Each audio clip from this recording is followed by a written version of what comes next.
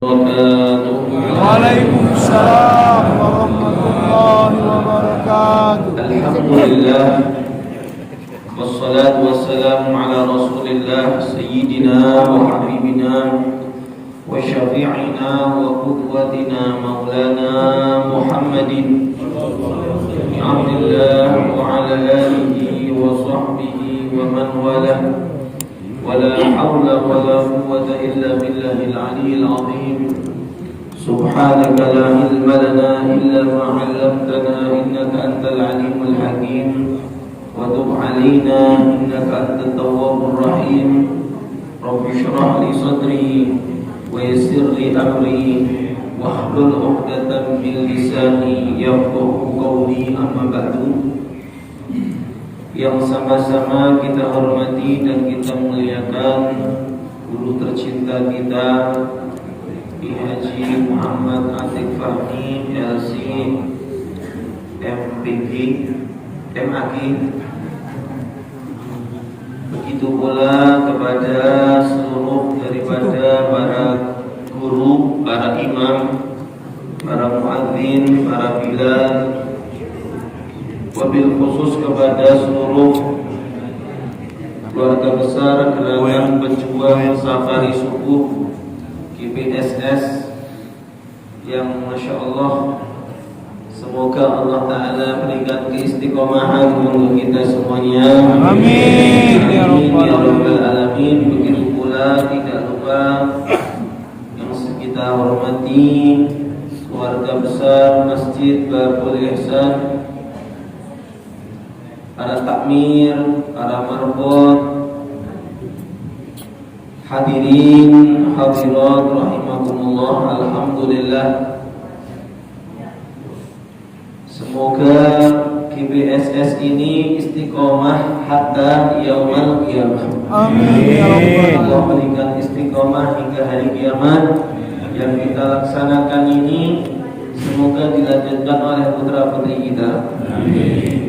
Saya teringat dulu waktu saya masih kecil, kalau misalkan ayahanda saya khutbah Jumat waktu masih umur 5 tahun atau 3 tahun, 4 tahun, itu karena belum tahu caranya sholat, biasanya sholatnya di samping bapak, di samping pengimaman, masih kecil.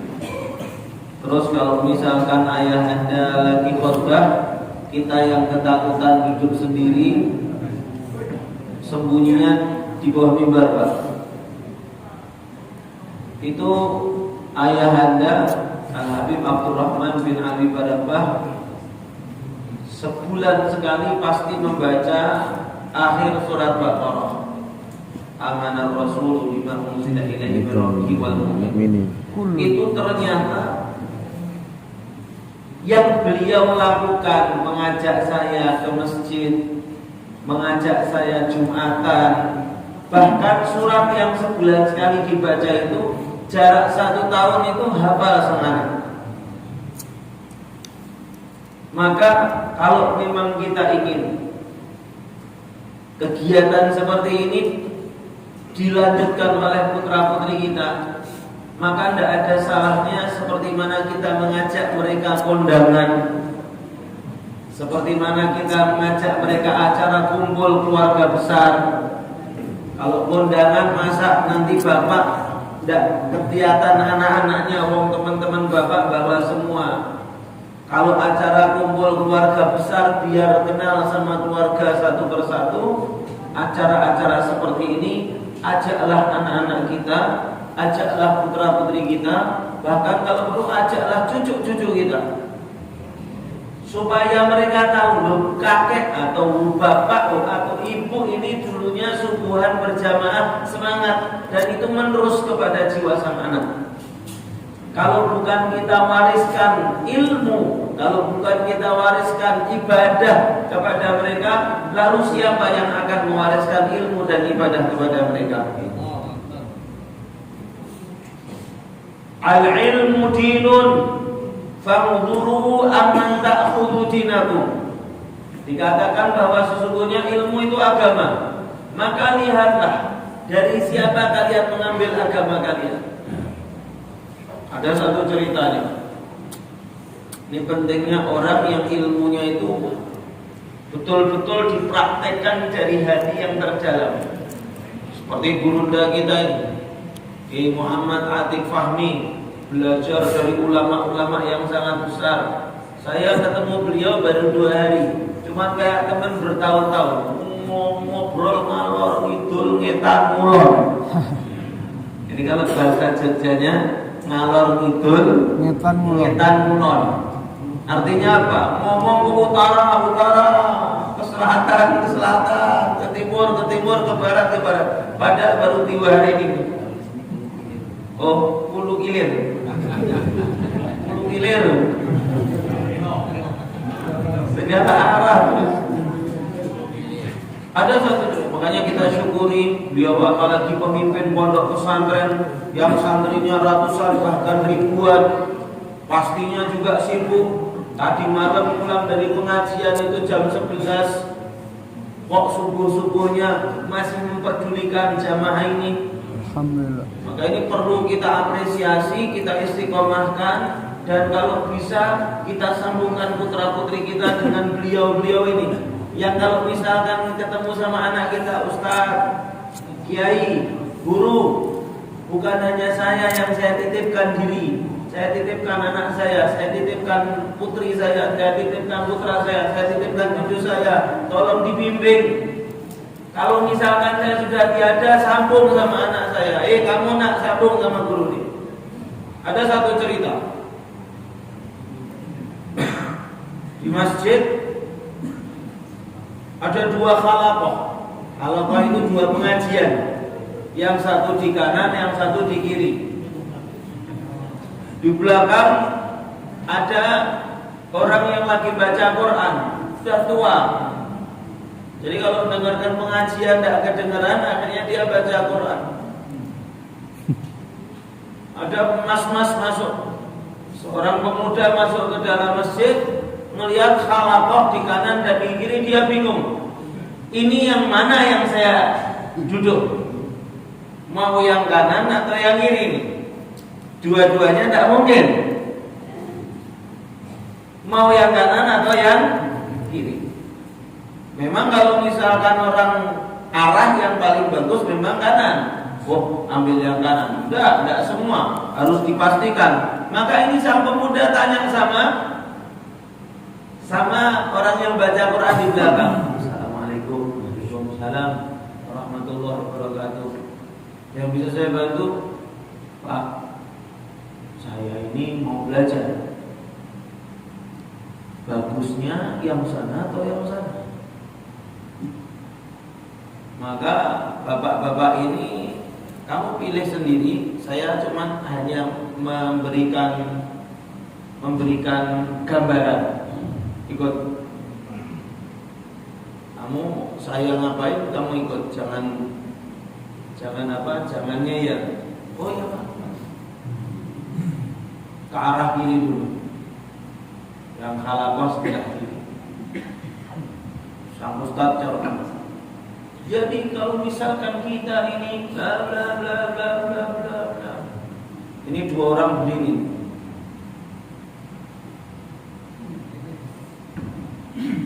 Duduk.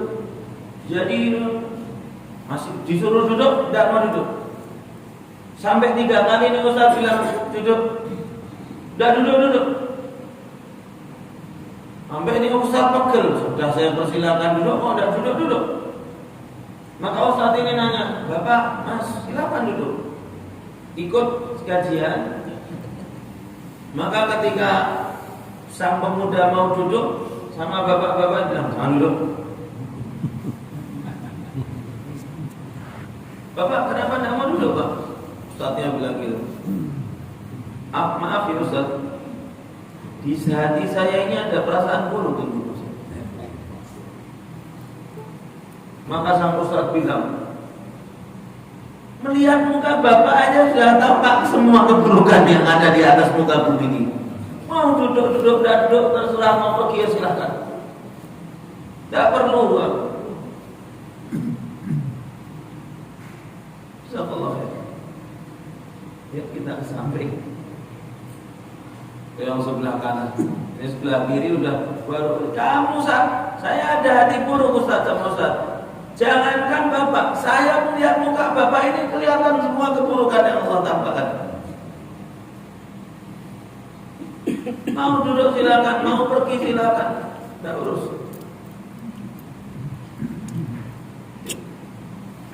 Sekarang ke yang pojok kanan. Berdiri juga. Ustaz yang jalan. Jadi hadirin yang dimuliakan Allah, bagaimana begini, bagaimana begini, bagaimana begini, bagaimana begini, bagaimana begini. Bapak duduk Pak. Sekali disuruh persis. Silakan duduk Mas. Silakan duduk Pak. Maka ketika tanya Bapak, kenapa tidak mau duduk? Ngomongnya persis seperti yang pertama. Di hati saya ada sesuatu yang buruk tentang Anda, wahai Ustaz. Ustaz ini berhenti, menunduk, nangis.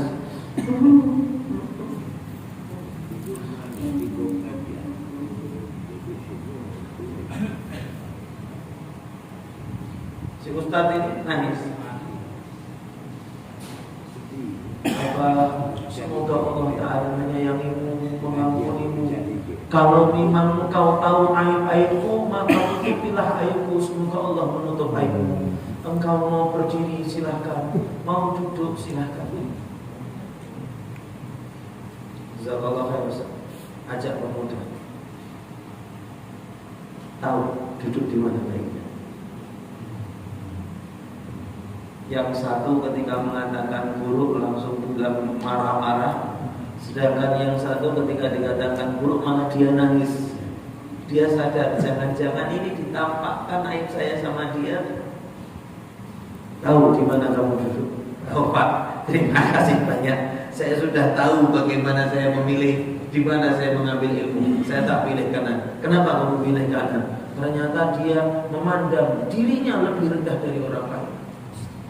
Tidak pernah memandang dirinya lebih baik dari orang lain. Buktinya tadi langsung nangis ketika Bapak berkata seperti itu. Beda sama yang sebelumnya. Dia berkata, saya melihat Bapak semua keburukan ada di muka Bapak. Sudah, kalau kamu sudah milih terserah. Saya hanya memberikan gambaran. Saya berbicara seperti ini tertarik daripada doa Ustadz Kiai Muhammad Atiq Fahmi. Ketika beliau berdoa, Allahumma ya satiral uyub ustur uyubana. Wahai zat yang menutup segala macam aib, tutupilah aib-aib kami. Mudah-mudahan aib-aib kita ini ditutup oleh Allah Subhanahu wa taala. Dikatakan Al-Imam Hasan Al-Basri, beliau mengatakan, "Lau arafuni la basaquni fi wajhi." Imam Hasan Al-Basri ini Pak, pemimpin orang-orang Basrah, pemimpin Irak. Ini beliau kalau khutbah Jumat ngomong apa aja orang pada ikut.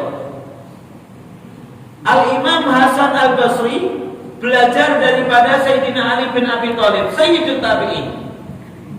Jadi ceramah tentang apa aja orang-orang amalkan apa yang beliau katakan. Insyaallah. Sampai akhirnya zaman dulu zaman perbudakan. Alhamdulillah Allah Ta'ala sudah bebaskan kita dari segala macam perbudakan. Semoga bukan hanya perbudakan zahir, semoga perbudakan batin Allah Ta'ala lepaskan diri kita dari segala macam hal yang memperbudak kita secara batin. Allahumma. Perbudakan batin seperti apa? Dunia yang seakan-akan memegang tali kekang kita, mengarahkan kita kemanapun yang dia inginkan. Jangan mau diperbudak sama dunia. Jangan mau diarahkan sama dunia ke kanan, ke kiri. Yang menjadi kita menjadi budaknya hanyalah Allah. Kita ini hanya budaknya Allah, bukan siapapun selain Allah. Kita ialah Abdullah, hamba sahayanya Allah. Subhanalladzi asra bi'abdihi. Di dalam surat Al-Isra Allah Ta'ala berfirman, Maha suci Allah memperjalankan malam dengan hambanya, bukan dengan rasulnya, bukan dengan nabinya, cuma dengan hambanya. Karena dengan menjadi hamba Allah kita itu mulia. Dengan menjadi hamba Allah kita tuh bangga menjadi hamba Allah. Karena dengan kita mengabdi kepada Allah, maka tidak salah pengabdian kita kepada Allah. Sepemurah-pemurahnya pemurah, sepengasih-pengasihnya pengasih, sepenyayang-penyayangnya penyayang. Subhanallah. Subhanallah. Jamaah yang dimuliakan Allah, Al-Imam Hasan Al-Basri, pemimpin daripada orang-orang ahli Irak, beliau mengatakan kalau mereka mengetahui aib-aibku, niscaya mereka akan meludahi mukaku. Ini orang yang kalau misalkan bicara apapun ditaati. Para budak-budak itu orang-orang yang mereka di bawah kepemilikan orang lain. Ini bukan pembantu, bukan asisten rumah tangga. Budak itu bahkan dia tidak memiliki dirinya sendiri. Zaman dulu, cuman zaman sekarang bukan budak zahir, budak batin. Kita diperbudak sama dunia. Jangan mau. Hanya satu zat saja yang memperbudak kita, yaitu Allah. Disuruh sujud, disuruh berdiri, disuruh berzikir. Kenapa? Kami budakmu ya Rabb, dan kami bangga bahagia menjadi budakmu ya Rabb. Jangan mau diperbudak sama dunia. Dunia ini Pak, wadi dunia daniyah, hawaditha kathirah, wa aishuha haqirah, wa muddatuha qasirah. Dikatakan oleh Al-Imam Abdullah bin Ali Al-Haddad, dunia ini sementara, dunia ini hina. Wa di dunia daniyah hawaditha kathirah, peristiwanya banyak. Wa aishatuha haqirah, kehidupannya itu rendah. Kehidupannya itu remeh, kotor dunia ini. Makanan seenak-enaknya makanan, madu. Berasal dari mana madu? Lebah. Seenak-enaknya pakaian itu ialah kain, sutra. Sutra dari mana sutra? Ulet. Sehebat-hebat diri kita, setinggi-tinggi derajat kita, mohon maaf kalau mungkin saya kata perkataannya kurang pantas, kita ini sakti tank berjalan. Saya pernah kalau bahasa Jogjanya selilitan. Selilitan itu ada daging yang nempel di gigi, habis makan itu terus dikotak-katik itu. Pernah enggak dengan selilitan? Sering. Tadi sering makan daging. Saya pancing kalau udah tak pernah, berarti makan tempe tahu. Ini pernah makan daging, cuma tidak dapat apa? Tidak dapat tusuk gigi. Jadi pakai jari tidak ketemu sampai rumah. Ketemu tusuk gigi, keluarkan. Jarak paling cuma 2 jam 3 jam. Kok yodilah habis tek ini loncat hidung Pak. Tek ini loncat hidung. Baunya na'udzubillah min dzalik. Terus saya membayangkan ini baru daging yang beberapa jam nempel di gigi, tersumbat di gigi aja baru. Kira-kira bagaimana isi perut kita ini kalau dibuka? Hah? Kita makan enak terus tidur, kita mikir juga kira-kira kalau bangun tidur ini kita ke perut kita terus kita coba kayak apa dalamnya. Wong kentutnya aja na'udzubillah min dzalik bisa jadi alarm salat subuh. Duit mulut istrinya, Allahu Akbar. Ini lebih parah dari COVID-19. Mau sombong apa kita? Dunia ini mau seindah apa? Secakep-cakep orang. Mau hidungnya mancung, mau kulitnya putih, mau apa? Coba lihat airnya pasti bagus.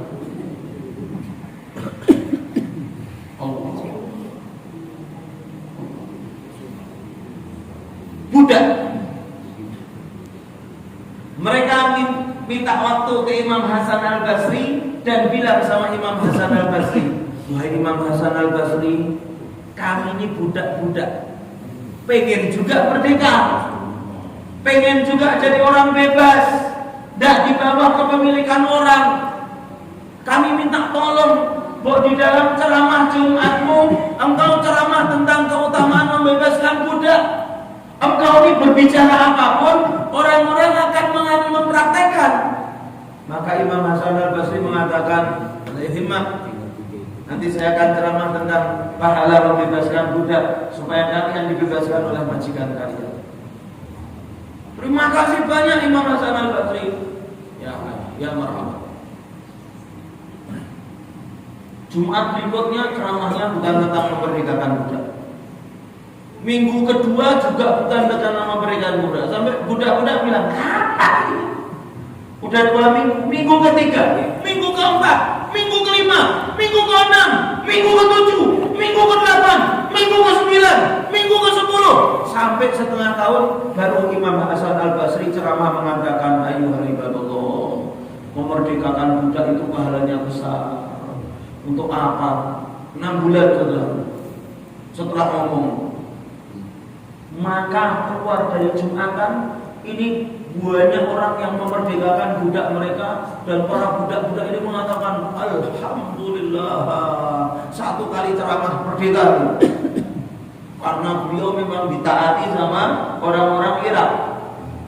Cuman ini budak ini masih protes, kok enggak dari dulu 6 bulan 6 bulan ini kamu protesnya, datang lagi ke rumahnya. Jazakumullah khair Imam Hasan Al-Basri, kami sudah dimerdekakan oleh majikan kami. Cuma ada satu pertanyaan, barakallah, apa yang bisa saya jawab? Kenapa 6 bulan? Kenapa tidak minggu pertama kami minta langsung kau ceramah? Imam Hasan Al-Basri menjawab apa? Ketika kalian meminta kepadaku, aku mulai menabung uang untuk beli budak, lalu aku merdekakan. Sebelum aku memerdekakan seorang budak, maka aku tidak berbicara. Setelah aku memerdekakan seorang budak, baru aku berani ngomong di atas mimbar. Orang yang seperti ini berkata, kalau mereka tahu tentang aku Hasan Al-Basri, maka mereka akan meludahiku di wajahku ini. Itu Hasan Al-Basri, Pak, siap diludahi karena buruknya dia paling tahu setelah Allah tentang dirinya. Nah, kalau Imam Hasan Al-Basri aja merasa pantas untuk diludahi, Pak. Nah, kalau kita pantasnya buat kita diapain? Dirajam. Kita yang paling tahu bagaimana buruknya kita. Kadang-kadang kita ketemu orang, mulut senyum, mata memandang, hati nggak sabi orang, sok akrab, sok cakep, merasa. Hati kita ini kalau misalkan Allah tambahkan, masya Allah, betapa dia menyimpan segala macam perkara-perkara yang tidak baik. Ya Allah, maka satirun Allah Ta'ala tutup aib-aib kita ini. Allah simpan serapat-rapatnya supaya orang lain tidak ada yang tahu, sehingga kita berkehidupan ini dalam keadaan nyaman. Coba Anda bayangkan kalau misalkan satu dengan yang lain tahu hati tidak mau kumpul, Pak Bunda berdebah semua, brengsek semua ini pikiran. Cuma Allah Ta'ala tutup. Allah Ta'ala tutup aib kita. Bib, apakah ada kemungkinan nanti Allah buka aib kamu ya hari kiamat? Mau aibnya ditutup di hari kiamat? Mau. Loh, nah betul, mau nggak? Yang lain nggak mau, nggak apa-apa. Mudah-mudahan kita dibuka sama Allah. Mau nggak aibnya ditutup di hari kiamat? Mau. Terlambat. Tanya pertama nggak jawab, kedua nggak jawab. Nggak jadi kayaknya. Habis kuotanya udah yang mau tadi. Mau? Memang kenapa? Nanti ketika kita dihisab oleh Allah, ketika kita dihitung amal kita oleh Allah, itu orang-orang yang melihat kita dengan pandangan baik itu loh, ternyata dia kayak gini. Dan kita tertunduk malu. Karena dahsyatnya rasa malu itu, muka kita sampai memucat. Alhamdulillah. Muka orang itu sampai pucat, merah, berubah menjadi kuning, berubah menjadi hitam, berubah menjadi putih, dan naudzubillah min dzalik lumer gitu. Meleleh seperti lilin.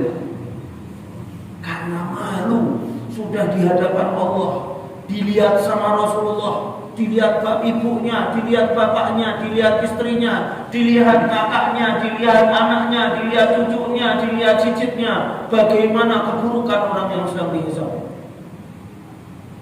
Wah, bayangkan kita kalau dibuka aib kita di depan orang gimana? Apalagi dibuka semua orang yang melihat kita. Habib saya gimana caranya supaya aib saya ditutup oleh Allah? Man satara aiba muslimin satarallahu qulubahu yaumal qiyamah. Orang yang mudah, orang yang menutup aib muslim lainnya, maka dia akan ditutup aibnya oleh Allah Subhanahu wa taala pada hari itu. Maka kalau misalkan, ini mohon maaf, termasuk adab kalau misalkan datang ke rumah orang, setelah ngetuk itu balik badan. Jangan sampai pintu dibuka kita melihat sesuatu yang seharusnya kita belum perhatian. Bukan kok blok-blok, Assalamualaikum. Jembilah. Assalamualaikum. Baru buka itu. Ada enggak yang modelnya gitu? Ada. Semua. Ketika kita dibuka jendela sama teman kita lagi naik mobil, kita bukan lihat orangnya, lihat belakangnya. Tidak boleh. Kalau engkau tahu sesuatu yang dia tutupi, apa yang terjadi? Ada cerita tentang Al-Imam Ali Zainal Abidin. Al-Imam Ali Zainal Abidin ini namanya Ali, mendapatkan gelar di zamannya para tabi'in Zainal Abidin. Zainal Abidin ini sebaik-baik orang ahli ibadah. Beliau ini Pak, di bawah matanya ini ada dekok. Tahu dekok enggak? Dekok ini seperti guratan kayak dekok itu apa ya? Cekung. Cekungan di bawah matanya ini, cekungan ke bawah. Kalau bahasa Jogjanya dekok. Nah kalau ini, kalau ada orang senyum terus Langsung pipit. nah, langsung spot, langsung pipit. Nah ini kayak dekokan atau cekungan ini cuma di bawah matanya, dua-duanya cekung, jelas cekungnya. Kenapa kok bisa di bawah mata ini cekung? Karena seringnya menangis kepada Allah. Pernah suatu ketika Al-Imam Ali Zainal Abidin lagi sholat di rumahnya kebakaran. Kebakaran! Wahai imam, keluar!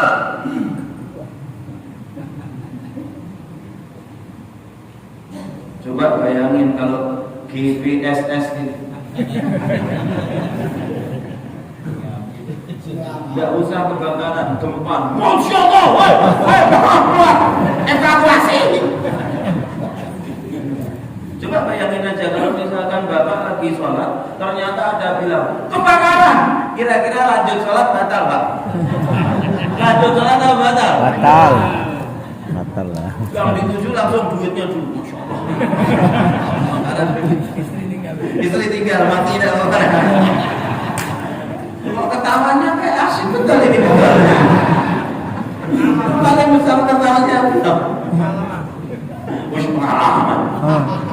Udah niat. Jangan dimuliakan Allah. Tidak bergerak. Sampai salam ini rumah sebagian sudah kebakar. Ya. Orang-orang heran. Ini manusia kok dibilang kebakaran. Tidak bergerak. Assalamualaikum.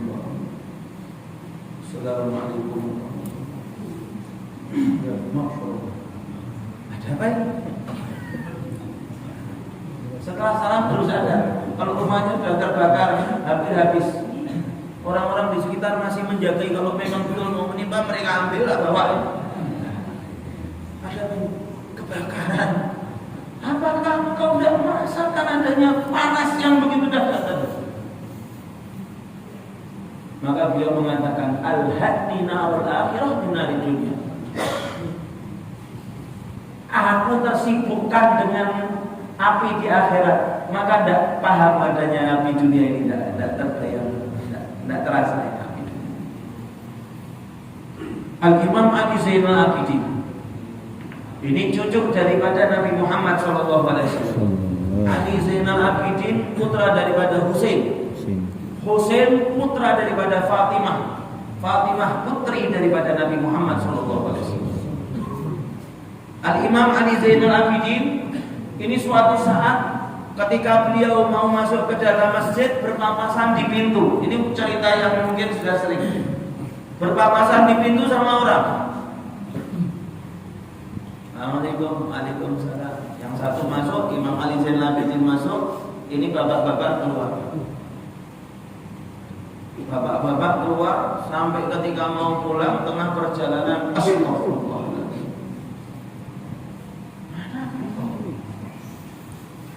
Dompet saya mana? Kalau zaman sekarang dompet. Kalau dulu kantong uang. Karena orang dulu biasanya pakai perak ataupun emas. Kalau sekarang kan pakai duit. Kantong uang saya mana? Tinggalan di masjid, Mas. Balik ke masjid, melihat tidak ada dompet.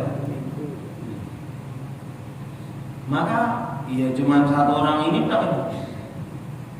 Satu orang ini kok yang dari tadi saya keluar cuma ini yang masuk ya. Mesti dia. Selesai sholat ditunggu, maka bapak ini bilang, mohon maaf, kembalikan dompet saya, kembalikan kantong uang saya. Kantong uang apa? Saya dari tadi rumah bawa uang 1000 dirham di kantong. Setelah ini mungkin saya lupa saya naruh. Cuman ini tidak ada. Mana? Saya tidak melihat kantong, tidak melihat. Jangan bohong. Kembalikan. Dari mukamu aja kelihatan kamu orang maling. Imam Ali Zainal Abidin. Ayolah, tidak usah bohong. Nyari duit jangan kayak gitu juga. Udah jelas-jelas siapa lagi kalau bukan kamu. Ngaku ayo. Nangis Imam Ali Zainal Abidin. Ya akhi, usturni yasturullah. Tidak usah kamu sebut lagi ke aib-aibku. Semoga Allah menutup aib-aibmu. Sebentar, panggilkan santrinya, mintakan uang 1000 dirham, ambil 1000 dirham. Ini uang 1000 dirham. Dari tadi kayak gini, tidak usah banyak cincong. Allah suami sampai ke rumah, masuk ke dalam rumah, curhat sama istri biasa. Suami kalau tidak curhat sama istri kan masuk rumah ini pengennya cerita. Jadi istri itu ya pinter Bu. Kalau suaminya berkeluh kesah minimal dengerin. Jangan kau malah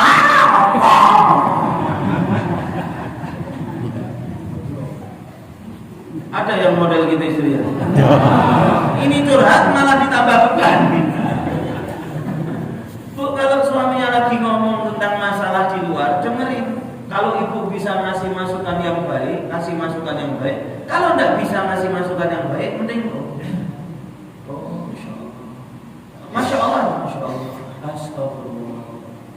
Alhamdulillah. Ya, ngomongan yang enak-enak aja.